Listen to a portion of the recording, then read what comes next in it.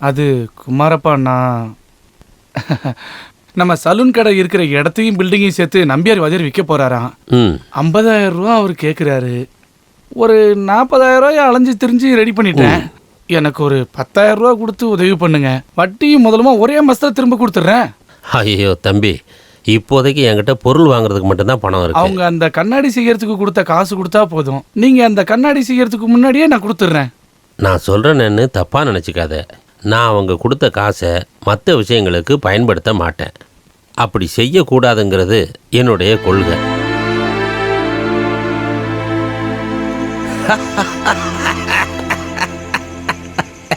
என்னையா கீன்னு?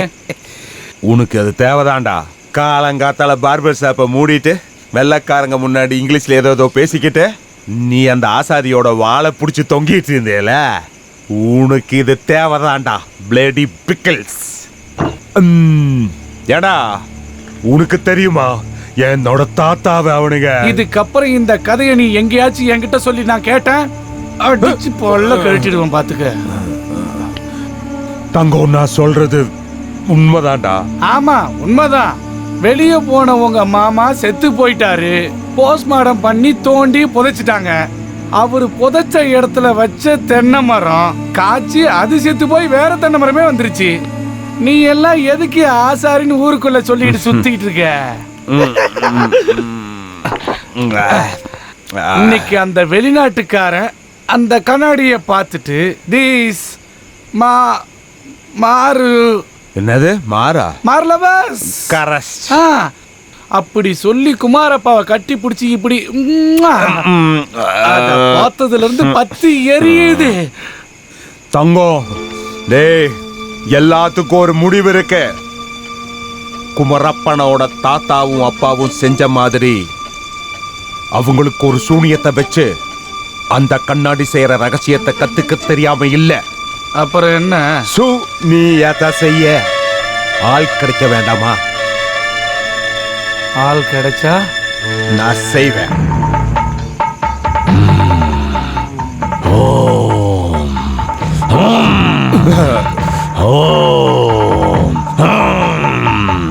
ஓம் காளி, ஓம் காளி, ஓம் காளி, ஓம் காளி, ஓம் காளி, ஓம் ஓம் காளி, காளி. அந்த வீட்டுக்கு பின்னாடி இதை புதைச்சிடுங்க.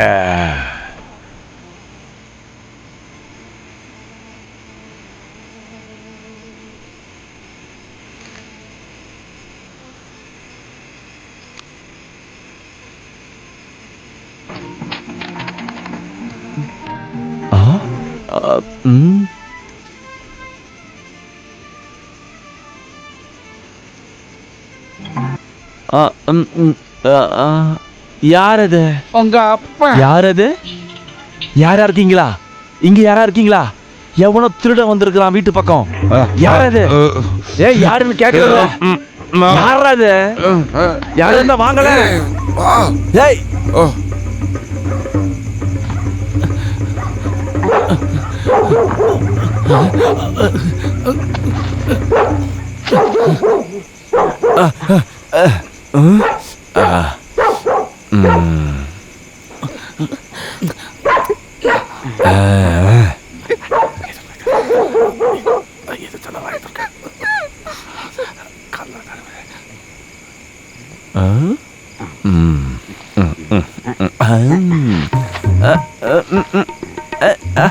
நீயா?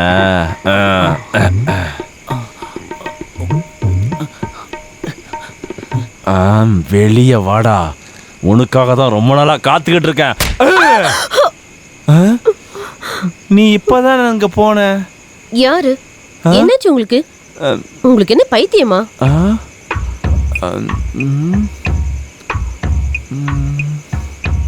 அப்ப போனது யாரு?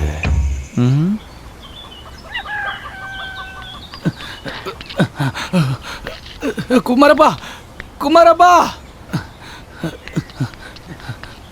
என்னடா என்னாச்சு? குமாரப்பா எல்லாம் போச்சு. பரமு ஜெயில இருந்து வந்துட்டான். நீ பாத்தியா? பார்த்தேன், மார்க்கெட்ல நான் பார்த்தேன்.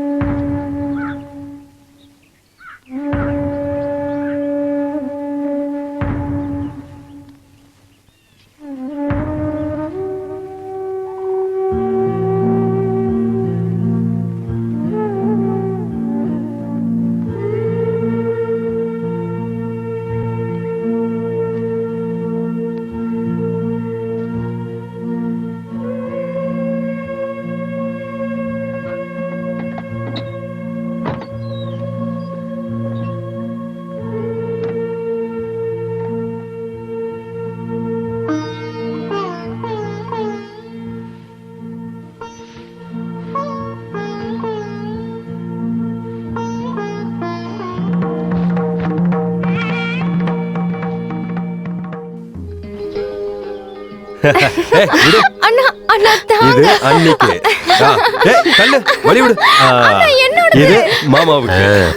சுமார் உனக்கு இதுல எதுவுமே இல்ல அண்ணா. உனக்கு வாங்காம உங்க அண்ணன் எங்க எல்லாருக்கும் வாங்கிட்டு வந்துருவானாமா? சும்மா விளையாடுறான். எனக்கு வேண்டாம் போங்க.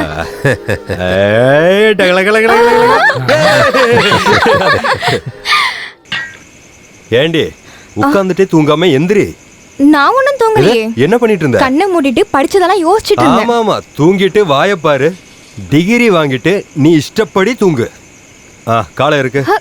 சோ என்னன்னா இதெல்லாம்? காலை இதுக்குள்ள வெய் வெய். அப்படிதான். இதுல கால் வச்சிருந்தா தூக்கம் வராது. நம்பீஷன் மாஸ்டர் வீட்டுல பிரகாசம் சொன்ன ஒரு ட்ரிக்கு.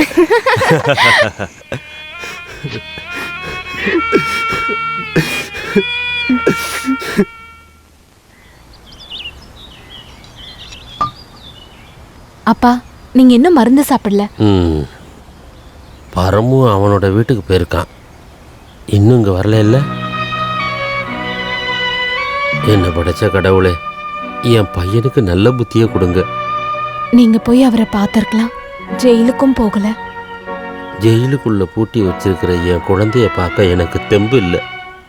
தங்கச்சி மகனா இருந்தாலும் அவனும் எனக்கு மகன் மாதிரி தான். இறந்து போன லட்சுமி உனக்கும் ஒரு தங்க மாதிரி தான். வேண்டாம். சொந்தக்காரங்களோட முறையை சொல்ல வேண்டியிருந்தா என்ன கல்யாணம் பண்ண சக்கரபாணி எனக்கு என்ன முறைன்னு நான் சொல்ல வேண்டியிருக்கும். வேண்டாப்பா, உங்களால முடிஞ்சா நீங்களே போய் கூட்டிட்டு வந்து பட்டறையில நிறுத்துங்க. கூப்பிடுறேன். ஆனா கண்ணாடி செய்யறதுக்கு இனி அவனை சேர்க்க முடியாதுமா. தெரிஞ்சோ தெரியாமலோ அவன் கையில ரத்தக்கரை படிஞ்சிருச்சு. அந்த கையால தொட்டா கண்ணாடி சேராது. கோங்காட்டு முத்தப்பசாமி ஒத்துக்காது. இது சுத்தமான ஒரு தொழில். என்னோட குழந்தைய வெளி வேலைக்கு அனுப்ப மனசு ஒத்துக்க மாட்டேங்குது.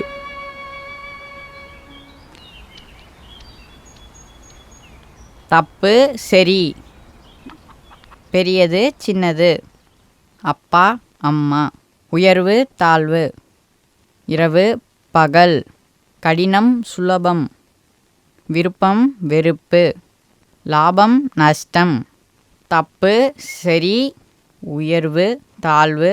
அக்கா, பரமும் ஜெயில இருந்து வந்துட்டாராமே, உண்மையா? யாரு சொன்னா? ரேஷன் கடைக்கு போகும்போது நாராயணன் சொன்னாரு.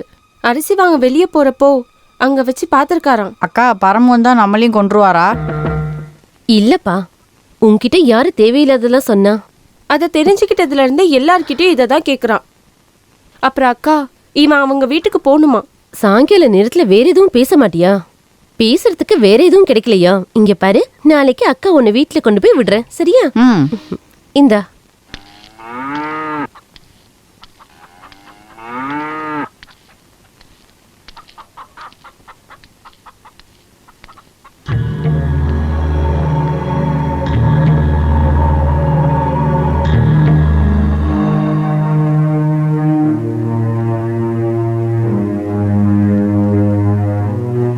நீ நீ ஜெயிலுக்கு போறதுக்கு முன்னாடி 2-3 வாட்டி உன்னை பார்க்கணும்னு வந்தேன். என் பசங்க தான் விடல. நீ உண்மையை சொல்லு. என் புள்ள சாகிறதுக்கு முன்னாடி உன்கிட்ட ஏதாவது சொன்னானா? அவன் என்னை பார்க்கணும்னு கடைசியா உன்கிட்ட சொன்னது உண்மையா?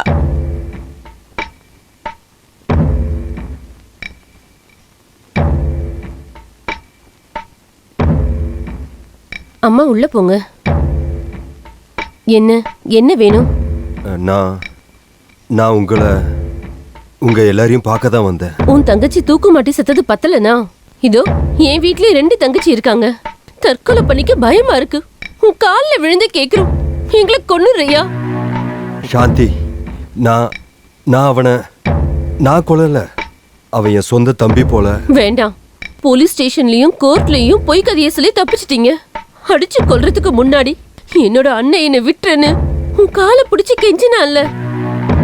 6 வருஷம் ஆனாலும் தூங்கலான்னு படுத்தாலும் என்ன கொன்னுடாதுன்னு அழுகிற எங்க அண்ணனோட குரல் எங்க மனசை விட்டு போகல.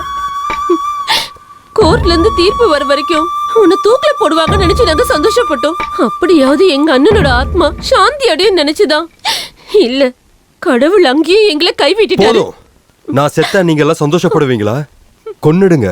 நான் கை கட்டி நிக்கிறேன். வெட்டுங்க, குத்துங்க, கழுத்து நெரிச்சு கொன்னுடுங்க.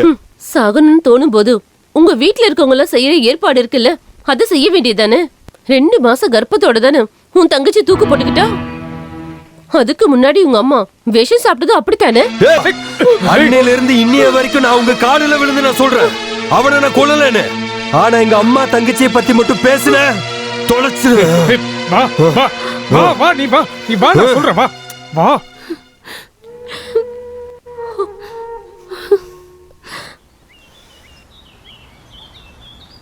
நீதான் அதை செஞ்சேன்னு யார் சொன்னாலும் அதை நான் நம்ப மாட்டேன். ஆனா வீட்டுல இருக்கிறவங்க யாரும் நம்பலையே. 24 வருஷம் அவ காட்டின பாசம் எல்லாமே வெறும் வேஷம், அப்படிதானே? எனக்கு 11 வயசு இருக்கும்போது நாடகக்காரோட அப்பா போயிட்டாருன்னு சொல்லி விஷம் குடிச்சு அம்மா இறந்துட்டாங்க. வாழை இலையில தூக்கின போனோம். பஞ்சாயத்துக்காரங்க புதைக்கிறதுக்காக தூக்கிட்டு போனதுல இருந்து என் நெஞ்சில போட்டு தங்க மாதிரி வளர்த்து பத்திரமா பார்த்துக்கிட்ட என் தங்கச்சி அவளும் என்னை விட்டுட்டு போயிட்டா.